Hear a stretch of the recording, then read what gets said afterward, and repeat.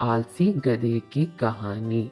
एक गांव में नमक का व्यापारी रहता था। उसके पास एक गधा था। व्यापारी रोज अपने गोदाम से दुकान तक नमक ले जाने के लिए गधे का इस्तेमाल किया करता था। वह नमक को बोरी में भरकर गधे की पीठ पर लाद देता और उसके साथ साथ चलता हुआ दुकान तक आता था। व्यापारी का गधा आलसी प्रवृत्ति का था। काम से बचने के लिए वह नित नए उपाय सोचता रहता था। गोदाम से दुकान तक के रास्ते में एक नदी पड़ती थी, जिस पर एक छोटा पुल बना हुआ है। एक दिन नदी पर बने पुल पर चलते समय अचानक गधे का पैर फिसला और वह नदी में जा गिरा। नदी के पानी से नमक की बोरी भीग गई। जब तक व्यापारी ने गधे को पानी से निकला, तब तक बोरी में भरा बहुत सारे नमक घुल चुका था। गधा जब चलने लगा तो उसे बोरी का भार बहुत कम महसूस हुआ और वह खुश हो गया। उसने सोचा कि अपने ऊपर लदा बोझ हल्का करने का ये बहुत बढ़िया तरीका है।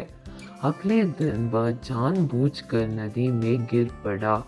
नमक पानी में घुल जाने से बोरी का वजन फिर कम हो गया। उसके बाद से वह हर रोज ऐसा ही करने लगा। रोज रोज गधे की ये हरकत देखकर व्यापारी उसकी चालाकी समझ गया।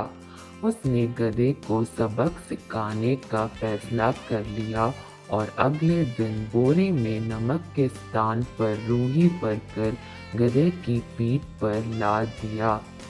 रूही हल्की थी। इसके बाद भी आलसी गधे ने सोचा कि क्यों ना रोज की तरह नदी के पानी में गिरकर इस वजन को हाथ कम कर लिया जाए। इसलिए वह जानबूझकर नदी में गिर पड़ा।